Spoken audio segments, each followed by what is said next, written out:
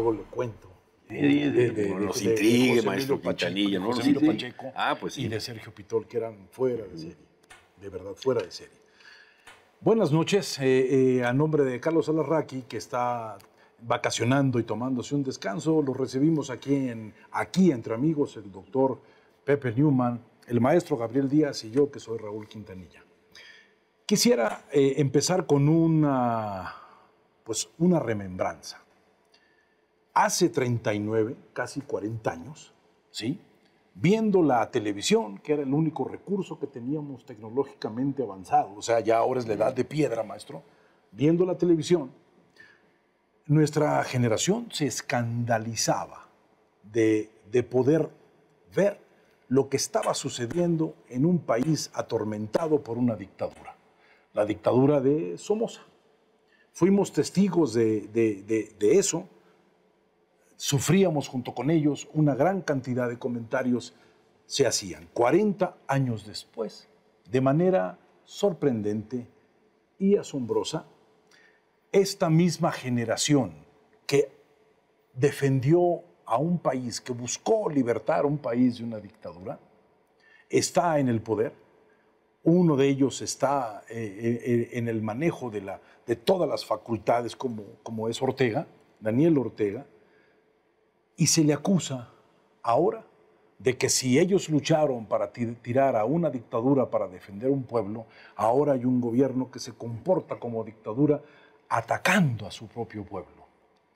Las palabras se gastan, las ideas se gastan, las nostalgias se acaban, ¿no, maestro? Cierto, qué tiempos aquellos en que seguíamos, pero al pie, la marcha de los sandinistas que iban tomando Masaya, que iban tomando Granada, y nos entusiasmábamos que el régimen sanguinario y dictatorial de Anastasio Somoza estaba tocando su fin. ¿En qué momento un gobernante va perdiendo el control de sí mismo, maestro? Usted que ha visto tantas cosas y tantos gobiernos en tantas partes del mundo. Mientras te escuchaba, sí da nostalgia aquellas épocas, como tantas otras de nuestro propio país, ¿no? Sí, maestro, eso es un hecho. Sí. Eso es un hecho. Recordemos que a la caída de Somoza llegan los sandinistas, pero al cabo de poco tiempo tienen una rebelión los sandinistas, ¿no? Entonces se enfrentan otra vez a los somocistas, aparece una mediación, llega la presidenta Violeta Chamorro, ¿no? Y la historia da la vuelta, ¿no? Y yo diría que el signo de lo que estamos platicando son las vueltas que da la vida, como dice el dicho, ¿no? ¿En qué momento a la vuelta y vuelta? Pues yo creo que, como tú bien dices, algunos de los que participaron del movimiento libertario en algún momento fueron advirtiendo que otros, ¿no?, tenían, pues llámese la pasión o la obsesión de permanecer en el poder. Y entonces fueron decantando, unos hacia la literatura, ¿no?, otros hacia la oposición, y fue quedando esa suerte de resabio personificada en una suerte de terquedad, ¿no?, la terquedad de permanecer en el poder. Y claro, como siempre, en el afán de permanecer en el poder, pues empiezan todas las triquiñuelas para poder lograrlo.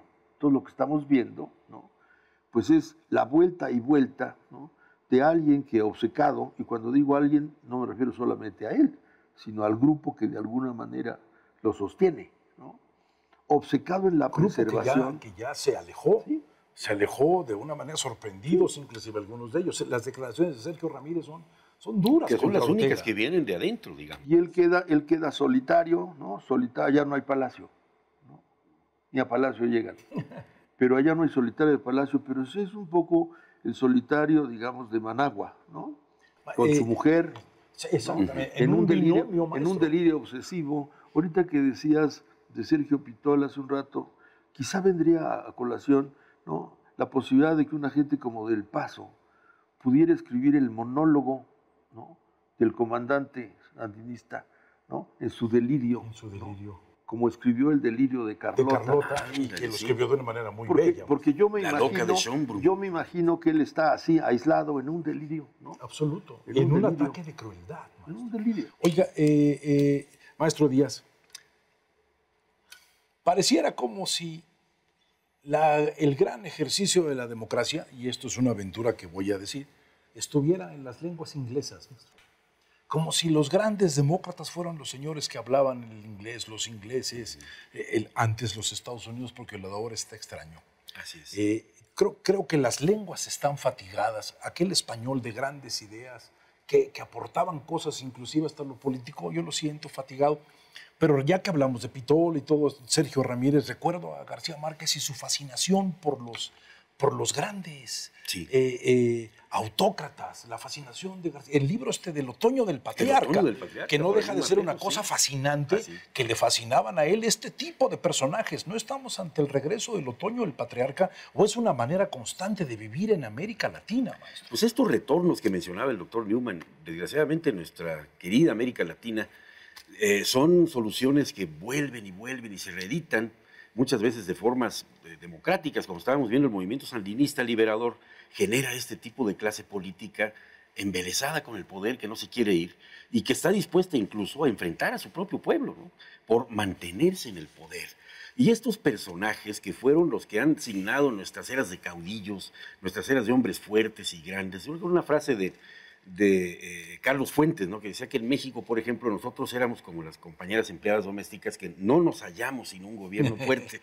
¿Sí? No me hallé. O hace rato es una gran causa. Explorábamos los vericuetos de la democracia aquí con el doctor Newman, y vimos cómo ese sobresalto que tuvieron los sandinistas cuando la señora Chamorro, que por cierto fue la primera vez que las encuestas fallaron.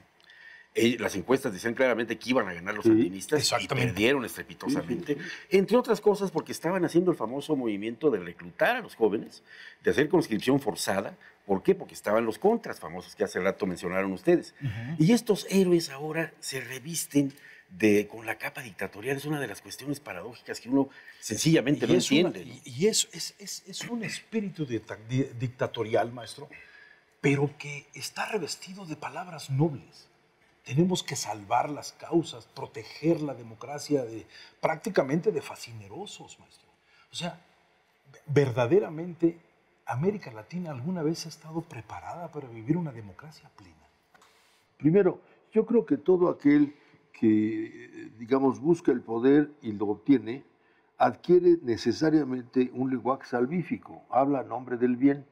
Y del pueblo. Está por Ese es un bonito término. Está por demás, ¿no?, si en realidad lo representa o no. Pero yo no conozco ningún hombre en el poder, hombre o mujer, ¿no?, que hable a nombre del mal.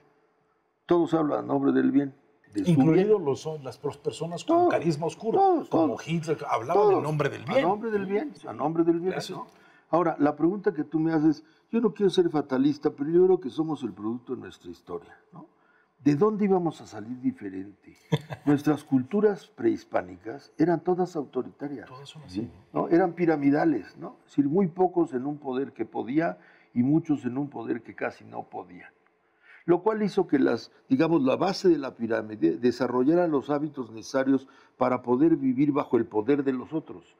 Y entonces abrieron un capítulo que nunca hemos explorado, porque en este lenguaje salvífico los de abajo no pueden nada, y no es cierto, ¿no? Los de abajo tienen un poder. Tienen un poder. Son los instrumentos del pobre, ¿no? Los instrumentos del que no tiene poder. La plenitud de la pobreza. Otro día hablaremos. No, el poder. Sí. Hay un poder abajo, ¿no? Hay un poder abajo que desquicia al de arriba. Eso lo podemos ver el próximo viernes, sí, y trabajarlo.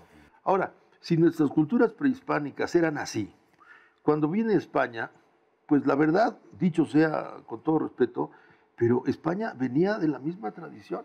Si a España le quitamos la cultura árabe y la cultura judía, pues ¿qué queda? ¿A dónde queda? ¿Qué queda? Todo el mundo de cárcel que se nos vino a México. Y lo que nos mandaron acá, ¿no?, fueron los emisarios, pues a llevar dinero, no nos mandaron a lo mejor. ¿Y sabe yo qué he dicho sobre eso? Que somos producto del desorden español, maestro, de esta combinación del desorden español con esta fiereza que manejaron nuestras culturas. Claro, se quejaba mucho otro nicaragüense ilustre, el gran modernista Rubén Darío, ¿no?, nacido en Metapa, Nicaragua, de la injerencia de los Estados Unidos, que ahora, por cierto, está siendo invocada también por Daniel Ortega, ¿no? Esta es una cuestión de los Estados Unidos. Sí.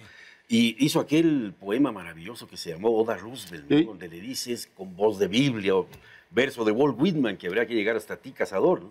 Y le llama a los Estados Unidos primitivo y moderno, sencillo y complicado, con un algo de Washington, pero 4 de Nebron, ¿no? Entonces ahí señalaba el carácter imperialista de los Estados Unidos, Rubén Darío, y el antídoto a eso era nuestra historia hispánica, nuestra herencia hispánica, lo pone ahí, dice, hay 1000 cachorros sueltos de león español, ¿no? Que son los que van a recuperar América Latina. Pero de ambas orillas, otra vez citando a Fuentes, tenemos la vocación de ser un pueblo que mira hacia arriba a los hombres fuertes, a los tlatoanis, a los caudillos. Con admiración, maestro. Con admiración. Que como posibilidad de salvífico, salvación. lo dice muy bien sí, el doctor el término Newman. me gustó mucho. Y por eso estamos como destinados a ser finalmente tutelados por alguien que no entendemos nuestro proprio bien. Exactamente. Eso es un peligro para cualquier orden que se pretenda democrático, ¿no? Tenemos eso, fue la pirámide española que se montó sobre la catedral española que se montó sobre la pirámide mexicana. Cuando uno cambia una respuesta, pues hay evolución. No necesariamente. Cuando hay una pregunta, la reversa también es cuando cambio. Cuando hay un cambio de pregunta, ¿Sí? puede haber una absoluta revolución.